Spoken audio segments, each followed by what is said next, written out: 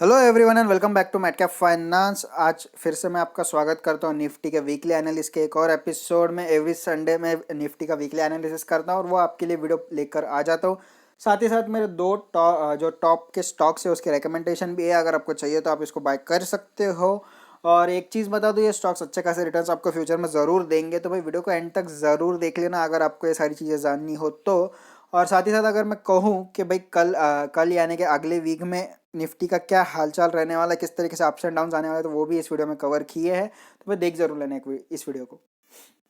तो भाई ये है निफ्टी का मंथली चार्ट। तो आपको यहाँ पे एक चीज़ समझ में आ रही होगी कि भाई ये एक मेजर रेजिस्टेंस जोन बन चुका है निफ्टी के लिए। ओके, 12,000 के लेवल पे क्यों बन चुका है, जैसे आप देख ही सकते हो, ये है अक्टूबर के मंथ का कैंडल। ओके, अक्टूबर जैसे कि आप कंप्लीट हो ही चुका है वैसे देखा जाए तो अक्टूबर में आप देख सकते हो कितनी बड़ी सेलिंग आई है। ओके, ऑल्दो निफ्टी पॉजिटिव यानी कि बुलिश मूवमेंट में है, बट यहाँ पे प्राइस रिजेक्शन मिला है। प्राइस रिजेक्शन कितने का मिला है? 12,000 का। ओके, इसके ऊपर निफ्टी जो है जा नहीं पा रहा है ट्राई करने के बावजूद। वो हम आगे देखेंगे डेली और वीकली में, बट अभी मंथली में देख लेते हैं। तो भाई हुआ ये है यहाँ पे कि निफ्टी अभी भी बुलिश ट्रेंड में, ऐसा नहीं कि निफ्टी बेरिश ट्रेंड में आ चुका है। ओके, स्टिल लास्ट मंथ तक यानी कि अक्टूबर के मंथ तक ये बुलिश ट्रेंड में चल रहा है। और बात करूँ प्राइस रिजेक्शन की, तो 12,000 पे प्राइस रिजेक्शन यहाँ पे फेस कर रहा है। क्यों? क्योंकि ये कह सकते हैं आप निफ्टी का ऑल टाइम हाई था 12,300 का। ओके, तो इसका मतलब ये नहीं कि जो नॉर्मल रेंज में आएगा यानी कि 12,300 पे ही आएगा, हो सकता है उससे ऊपर भी चला जाए। बट उससे पहले समझ लो कि स्टॉक को कहीं जाना होता है ना, तो बार बार एक ही जगह पे ना ऐसे कह सकते हो टच करके वापस आ जाता है। ओके, उस जगह को बार बार जाता है लेकिन उसके आगे नहीं जा पाता। क्यों नहीं जा पाता? क्यों? क्योंकि वो रेडी हो रहा होता है उसके ऊपर जाने के लिए। But at the same time कभी कभी ऐसा भी होता है कि स्टॉक उस जगह पे रेजिस्टेंस लेता है, टच करते के साथ फटाक से गिर जाता है। और कह सकते हैं ये जो वीक्स आने वाले हैं, आने वाले नवंबर के जितने भी वीक्स है, इसमें ऐसा होने की पॉसिबिलिटी बहुत ज़्यादा है। अब ऐसा क्यों है भाई? सबसे पहली है यूएस के इलेक्शंस। ओके, ये एक इम्पॉर्टेंट फैक्टर बन जाता है। क्यों? क्योंकि इसके इलेक्शन से लेके मार्केट में कुछ सेंटिमेंट्स है, कुछ इनके कह सकते हो प्रिडिक्शंस है, कुछ इनके एक्सपेक्टेशंस है यूएस के इलेक्शन को लेके, या फिर ट्रंप आएगा या कोई और आएगा। ओके, अगर ट्रंप आता है तो भाई कह सकते हैं एक पॉजिटिव सेंटिमेंट ये लेके आता है मार्केट में। लेकिन एज एक्सपेक्टेशन ट्रंप यहाँ पे अगर नहीं आते हैं यूएस के इलेक्शन के अंदर में चुन के, तो भाई यहाँ पे बहुत बड़ा फॉल देखने को मिलेगा। फॉल कैसे देखने को मिलेगा वो हम आगे देखेंगे वीकली पे। अभी मंथली में इतना ही। यहाँ पे आप देख सकते हो कितना बड़ा यहाँ पे रिजेक्शन आया है, यानी कि 12,000 के प्राइस को रिजेक्ट कर रहा है। ओके, तो ये है भाई वीकली एनालिसिस। आप देख सकते हो 20 वीक की जो मूविंग एवरेज है, यहाँ पे इसने बहुत ज़्यादा बेरिश मूवमेंट बना के रखा हुआ है। उसके बाद में आप अगर बाकी लाइंस को देखोगे यानी कि बाकी मूविंग एवरेजेस को देखोगे, सारी यहाँ पे कंसोलिडेशन में। ओके, कोई यहाँ पे अच्छा कह सकते हो ना बुलिश ना बेरिश, ऑलमोस्ट कंसोलिडेशन में जा चुकी है। और यहाँ पे कैंडल्स भी देख सकते हो पिछले 2-3 वीक में एक ही जगह पे जो है घूम रही है। इसके ऊपर भी नहीं जा रही, इसके नीचे भी नहीं जा रही। ओके, तो एक चीज़ समझ में आ रही है कि यहाँ पे कंसोलिडेट हो रहा है मार्केट। अब हो क्या सकता है, जैसे आप पहले से फॉलो करते हो कि चैनल को, जब भी मार्केट ऐसे ऐसे कंसोलिडेट करता है उसके बाद ये एक तो बड़ा वाला ऊपर का मूवमेंट देता है या फिर बड़ा वाला नीचे का मूवमेंट देता है। एज ऑफ नाउ भाई यहाँ पे कोई इतना बुलिश सेंटीमेंट है नहीं। क्यों? क्योंकि एक तरीके से कॉन्टिंजेंट है। कॉन्टिंजेंट यानी कि हो भी सकता है नहीं भी हो सकता है। ओके, क्यों नहीं हो सकता? क्यों? क्योंकि यहाँ पे अगर ट्रम्प जीत के आते हैं, भाई ये किसी के हाथ में नहीं होता कि कौन जीत के आएगा इलेक्शन, बट पॉसिबिलिटी है ट्रम्प के आने की। सारे सेंटिमेंट्स जो है अभी यूएस इलेक्शन के ऊपर टिके हुए हैं। एक चीज़ समझ लो यहाँ पे, तो ये चीज़ आपको बार बार सुनने को मिलेगी, इलेक्शन इलेक्शन इलेक्शन।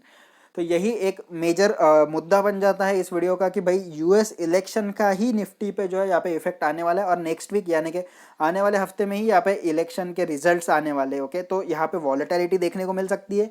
और मेरे हिसाब से अगर एज एक्सपेक्टेड यहाँ पे रिजल्ट्स नहीं आते तो फॉल भी बहुत बड़ा देखने को मिलेगा। अब कितना फॉल देखने को मिलेगा, तो जैसे देख सकते हैं यहाँ पे पहला जो यहाँ पे सपोर्ट है वो है 20 वीक्स के मूविंग एवरेज का, जो कि आता है ऑलमोस्ट 11,250 के आसपास। ओके, 11,250 के आसपास इसका एक मेजर रेजिस्टेंस लेवल आता है। और अगर ये टूट जाता है तो भाई आपको 11,000 का लेवल भी देखने को मिलेगा, वो भी बहुत ही जल्दी। तो ऐसा नहीं है। क्यों? क्योंकि बहुत जल्दी क्यों देखने मिलेगा वो देख लो। क्योंकि 11,500 पे ऑलरेडी जो निफ्टी है वो ट्रेड कर रहा है, तो 500 पॉइंट गिरना बहुत बड़ी बात नहीं है। 12,000 से 11,500 आ चुका है एक हफ्ते में।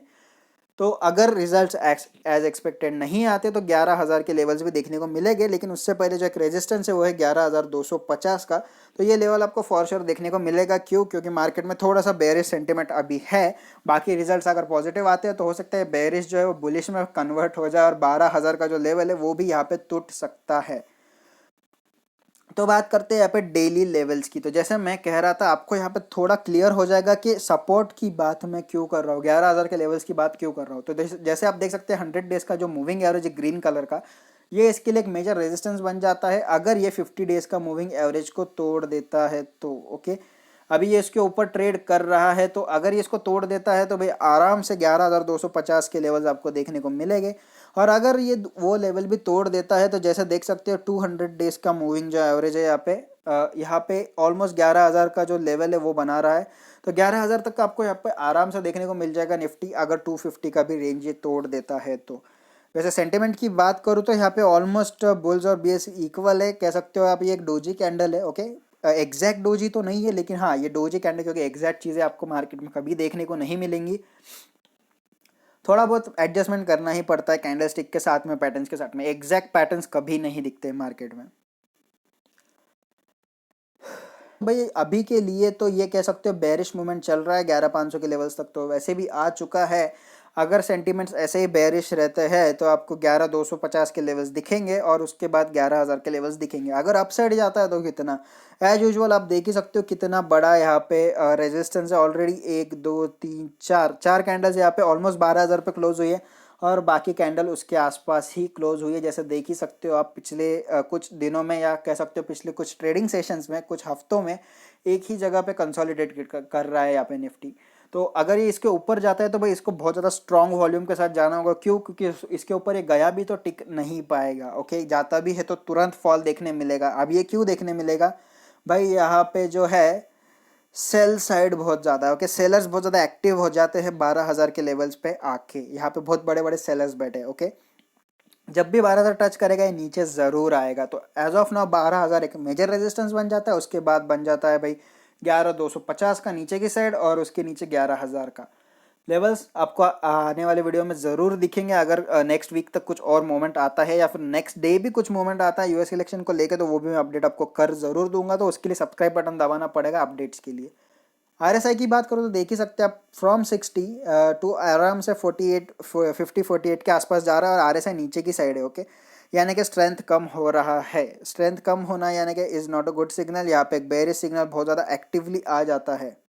ये चीज़ यहाँ पे समझने वाली है कि यहाँ पे निफ्टी में फॉल देखने को मिलेगा। तो अब बात करते हैं टॉप टू स्टॉक की। तो कौन से स्टॉक ऐसे जिसमें हम पैसा लगा सकते हैं, but at the same time एक सही लेवल पे बाय करना भी इंपॉर्टेंट होता है। ऐसा नहीं बोला डाल दो पैसा, एक करेक्ट लेवल पे बाय करोगे एक वैल्यू फॉर मनी स्टॉक को, तो भाई आपको ये अच्छा खासा प्रॉफिट दे देगा। अब वैल्यू फॉर मनी स्टॉक को गलत लेवल पे भी लोगे तो आपको कभी यहाँ पे रिटर्न्स नहीं मिलेंगे अच्छे। तो भाई पहला हमारा स्टॉक है वो है सीमेंस इंडिया का। आपको पता ही होगा सीमेंस कंपनी के बारे में। 12,170 रुपये का ऑलमोस्ट स्टॉक चल रहा है अभी, और ऑलमोस्ट फ्राइडे के दिन ये 21 रुपीज़ माइनस था, 1.65% के आसपास में।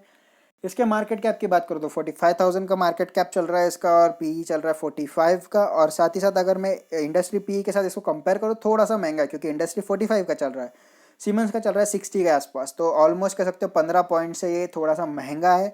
और भाई है तो है महंगा, इसमें हम कुछ कर नहीं सकते। बट ये महंगा क्यों है? क्योंकि इसके वैल्यूएशंस बहुत अच्छे हैं। ओके, वैल्यूएशन काफ़ी तगड़े हैं इसके। But at the same time ये स्टॉक इन्वेस्टमेंट के लिए नहीं है, ये पोजिशनल ट्रेडर है। शॉर्ट टर्म ट्रेडर हो तो आप इसको ले सकते हो। एक सही लेवल पे लेना भी उतना ही ज़्यादा इंपॉर्टेंट है। लेवल हम चार्ट पे ज़रूर देखेंगे। सीमेंस की बात करूँ तो एक वीक में ऑलमोस्ट 0.88% माइनस है, सेक्टर 1.96% और निफ्टी 2.4% माइनस के रिटर्न्स दिए। एक मंथ की बात करूँ तो 0.26 positive return, 0.92 positive return sector की तरफ से, और निफ्टी की तरफ से 3.51% के रिटर्न्स है। और पिछले एक साल के रिटर्न्स की बात करूँ तो 23% माइनस रिटर्न्स है।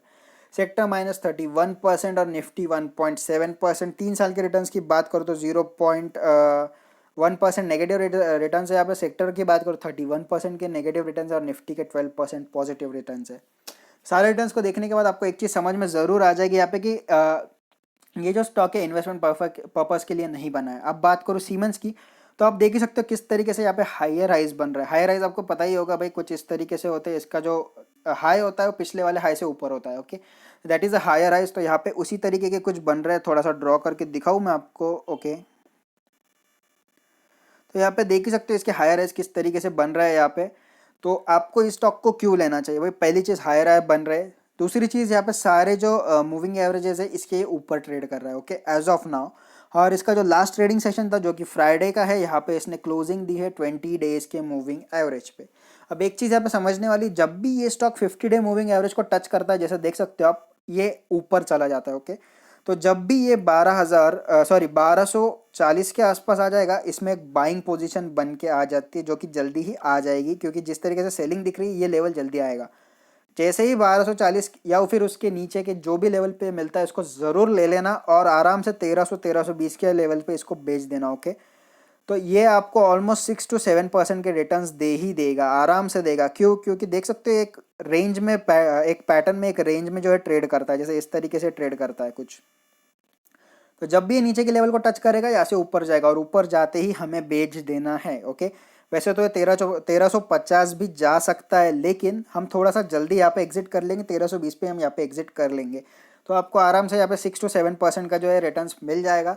अच्छा स्टॉक है। और मैं थोड़ा सा इंडिकेटर्स की बात करूँ तो MACD यहाँ पे थोड़ा सा कंसोलिडेशन में चल रहा है, और यहाँ पे मैं RSI की बात करूँ थोड़ा सा बेरिश है। ओके, तो बेरिश है, यही एक चांस है कि भाई हम इसको लोअर लेवल पे परचेस करके हायर लेवल पे इसको सेल कर दे और हमारा मुनाफा कमा ले। भाई मैं सेकंड स्टॉक की बात करूँ तो वो है हमारा NTPC। आपको पता ही है, पावर पावर जनरेशन की कंपनी NTPC बहुत ज़्यादा फेमस है वैसे।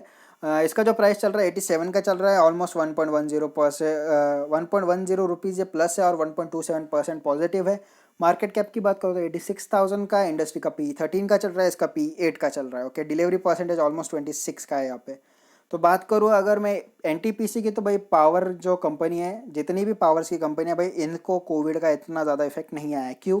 कि पावर कंजम्पशन में कितना फ़र्क पड़ेगा, जो फैक्ट्रीज रहेंगी उतनी ही बंद पड़ेंगे, लेकिन बाकी जो हाउस होल्ड इलेक्ट्रिसिटीज़ रहती है उसका कंजम्पशन तो बढ़ गया ना। क्यों? क्योंकि लोग घर पे बैठे हैं, कुछ एंटरटेनमेंट चाहिए, टीवी, फ्रिज, AC ज़्यादा टाइम चलते हैं। ओके, तो एक चीज़ समझ लो, इसमें इतना ज़्यादा इफेक्ट तो आया है, लेकिन इतना ज़्यादा मेजर इफेक्ट नहीं आया है। समझ लो 100% से 70% का ही यहाँ पे इफेक्ट आया होगा। ओके, 30% का यहाँ पे नेगेटिव इफेक्ट आया, बाकी पॉजिटिव, बाकी जैसा चल रहा था वैसा ही है। ओके, तो इस स्टॉक में इतना डिफरेंस नहीं आता है। और अगर आप इसको लॉन्ग टर्म के लिए भी लेते हो तो कुछ बुरी बात नहीं है, आपको आराम से 40% के रिटर्न्स दे देगा ये एक साल के अंदर में।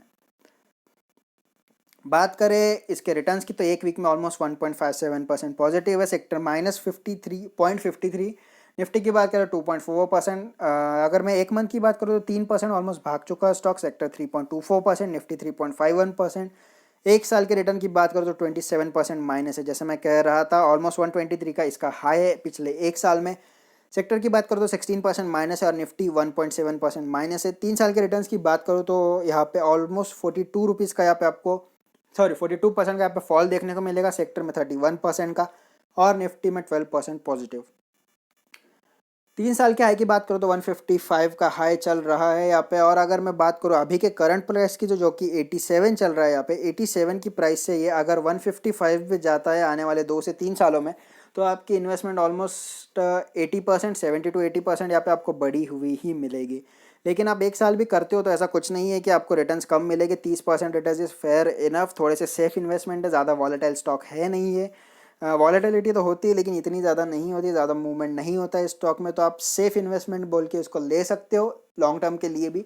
शॉर्ट टर्म के लिए अगर मैं बात करूँ तो भाई ये स्टॉक कैसा, थोड़ा सा अप्स एंड डाउन्स के साथ चलता है। देख सकते हो कितना बड़ा फॉल हुआ है, फ्रॉम 105 टू डायरेक्टली 80 के नीचे जा चुका है। ओके, अभी ये स्टॉक थोड़ा सा कह सकते हो बुलिश ज़रूर हुआ था, लेकिन थोड़ा सा फॉल देखने मिला है। क्यों? क्योंकि मार्केट भी फॉल कर रहा है। ओके, ये मार्केट यानी कि निफ्टी की वैल्यू से बहुत ज़्यादा अफेक्ट होता है। निफ्टी जितना गिरेगा NTPC में भी उतना ही ज़्यादा डिफरेंस देखने को मिलेगा आपको। बात करूँ सेंटीमेंट के, डेली सेंटीमेंट जो थे इसके फ्राइडे के थोड़े से यहाँ पे बेरिश थे, और इसके लिए एक मेजर जो सपोर्ट बन जाता है वो है ऑलमोस्ट 85 का। तो 85 या उसके नीचे जहाँ भी ये स्टॉक मिले इसको ज़रूर बाय करके चल लेना, और आप इसको आराम से 95 से लेके 100 के रेंज में इसको बेच सकते हो अगर लॉन्ग टर्म के लिए कर रहे हो। तो अगर शॉर्ट टर्म के लिए कर रहे हो तो ऑलमोस्ट आप 85 से लेके इसको 90 रुपीज़ के आसपास बेच सकते हो। 5 to 7% के रिटर्न्स आपको यहाँ भी मिल जाएंगे आराम से।